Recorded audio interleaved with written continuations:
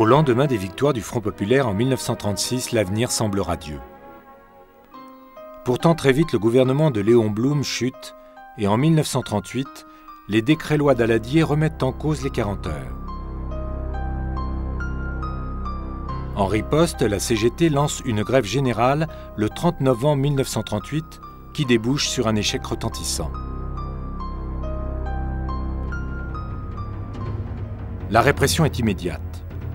Des dizaines de milliers de grévistes sont licenciés, poursuivis ou sanctionnés. Le mouvement syndical se lézarde et les tensions internationales confirment la crise. Après la signature du pacte germano-soviétique qu'ils approuvent, les communistes sont exclus de la CGT. Peu de temps après, la guerre éclate.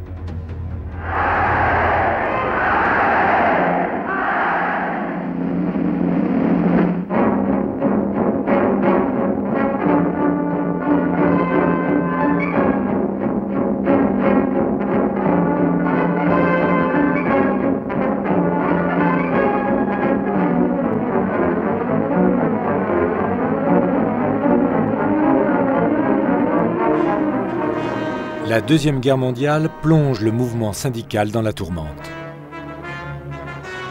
Le 16 août 1940, les confédérations sont dissoutes par un décret vichysois et de nouveau, les syndicats entrent en clandestinité, mais aussi dans la résistance.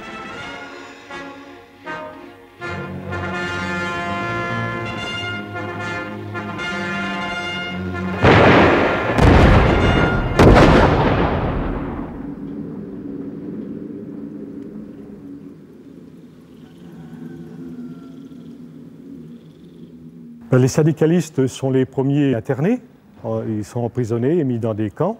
Ces syndicalistes-là, qui avaient joué un rôle très important en 1936, sont choisis comme otages.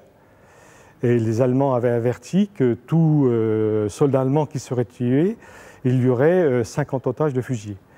Et donc les premiers otages sont choisis parmi les syndicalistes désignés par Pucheux, qui était un représentant du patronat français et qui a collaboré donc avec les nazis. Et c'est Pucheux qui désigne ces militants syndicalistes pour être les premiers otages fusillés.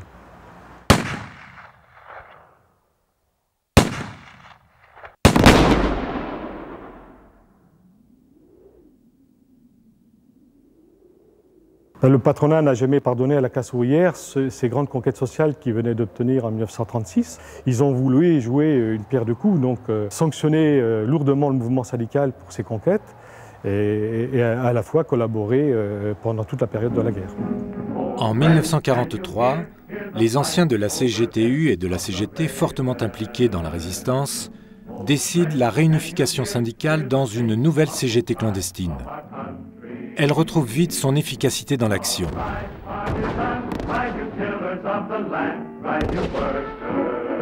De nombreuses grèves sont organisées et au lendemain du débarquement allié, la CGT et la CFTC clandestine donnent en commun le 18 août 1944 l'ordre de grève pour la libération de Paris.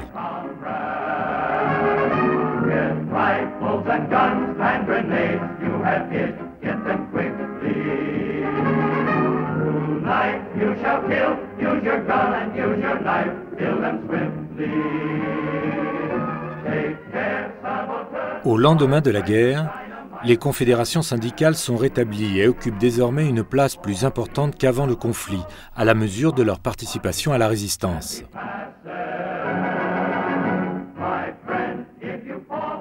Au lendemain de la libération, les syndicats sont reconstitués.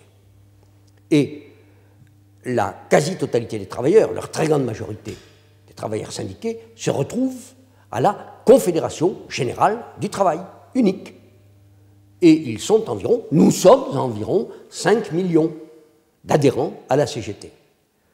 Reste à côté une confédération d'ampleur limitée, qui est la Confédération française des travailleurs chrétiens, qui s'inspire de la doctrine sociale de l'Église et qui a refusé d'intégrer la CGT. En pleine période de reconstruction du pays auquel le mouvement syndical participe pleinement, les revendications se concentrent sur la lutte pour l'amélioration du pouvoir d'achat et l'établissement de nouveaux cadres économiques. La pression des syndicalistes permet ainsi de rétablir ou d'obtenir des transformations fondamentales. Le droit de se syndiquer reconnu pour tous. Le droit de grève. La mise en place des délégués du personnel. La création des comités d'entreprise. Des nationalisations en série. Et enfin, l'établissement de la sécurité sociale.